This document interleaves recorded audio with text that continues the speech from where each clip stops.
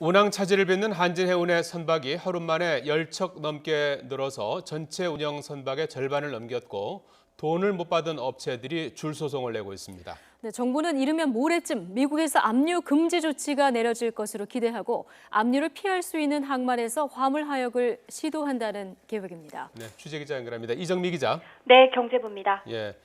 자, 엎친 데 덮친 격인데요. 한진해운 선박은 계속 발이 묶이고 있고 소송까지 현실화하고 있는 상황이군요. 네, 당장 영국의 선주회사 조디악이 한진해운을 상대로 기대하고 밀린 이상하다. 선박 임대료를 달라며 미국 로스앤젤레스 연방법원에 소송을 제기했습니다. 조디악의 밀린 선박 임대료는 35억 원에 이르는 것으로 알려졌습니다. 이스턴 퍼시픽 등 다른 선주들도 소송을 준비하고 있습니다. 하지만 선박 임대료 소송은 시작에 불과합니다. 하역 운반비와 임차료, 유류비 등 밀린 운영비도 3천억 원이 넘습니다. 한진해운과 화물을 거래해왔던 업체들도 피해 보상을 위해 소송을 제기할 가능성이 큽니다. 한진해운의 화물을 맡긴 업체는 8,300여 곳으로 액수는 16조 원으로 파악되고 있습니다. 발이 묶인 한진해운 선박은 하루 사이 10여 척 늘어난 79척으로 운영 중인 전체 선박의 절반을 훌쩍 넘어섰습니다.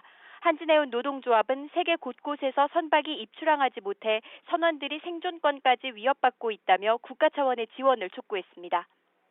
네, 선원들 생존권까지 위협받는 급박한 상황인데요. 바다 위를 떠도는 선박들이 들어올 대책은 없습니까? 네, 일단 들어올 수 있는 항구를 찾는 게 중요합니다만 자칫 선박은 물론 화물까지 압류될 우려가 있습니다.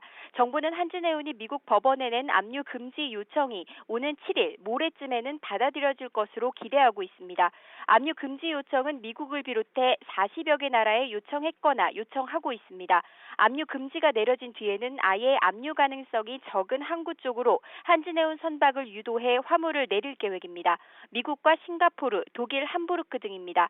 하지만 하역비가 문제입니다. 금융위원회는 한진해운 협력업체와 중소화주들에게 경영안정 특별 자금을 지원하기로 했지만 하역비는 한진해운 측이 부담해야 한다는 걸 거듭 강조했습니다.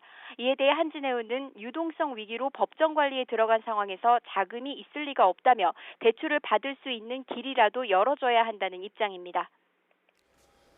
이정미 기자, 금융당국과 한진그룹이 핑퐁 게임을 벌이는 모양새인데요.